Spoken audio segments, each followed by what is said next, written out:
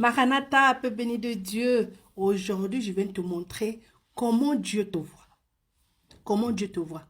Avant de connaître Christ, la Bible nous dit dans Éphésiens chapitre 2, versets 1 à 3, qu'on était mort dans nos fautes et nos péchés. Notre vie était dictée par les désirs de notre nature pécheresse. Troisièmement, on était destiné à la colère de Dieu. Mais quand on est rentré dans la famille de Dieu, lorsqu'on a accepté Jésus comme notre Sauveur et Seigneur, Éphésiens chapitre 2, versets 4 à 7 nous dit que Dieu nous a rendus à la vie avec Christ. Il nous a ressuscités avec Christ et nous a fait asseoir avec lui dans les lieux célestes. Quelle était la motivation de Dieu? Son amour pour nous. Qu'est-ce que ça a fait pour nous? Nous sommes devenus saints et sans faute à ses yeux.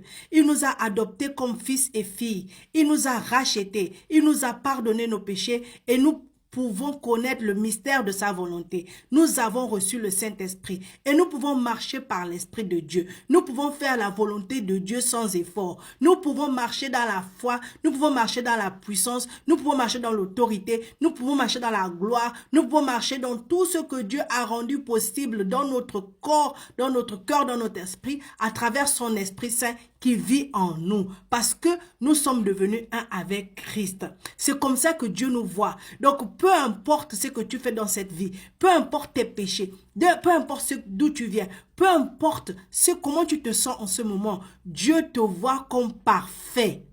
Dieu te voit comme parfait. Dieu te voit comme blanc comme neige. Quand tu viens devant Dieu par la prière, il te voit blanc comme neige. Il ne voit pas tes fautes, il ne voit pas tes abcès, il ne voit pas tes erreurs, il ne voit pas les insultes, il ne voit pas tout ce qui te suit. Il voit son fils, il voit sa fille qui a besoin de son père.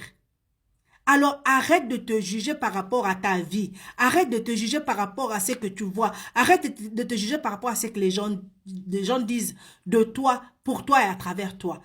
Regarde à ce que Dieu pense de toi.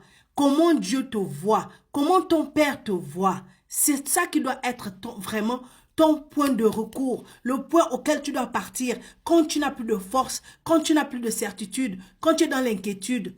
Comment est-ce que mon Père me voit? Ton Père te voit comme étant parfait. Alors s'il te plaît, n'abandonne jamais.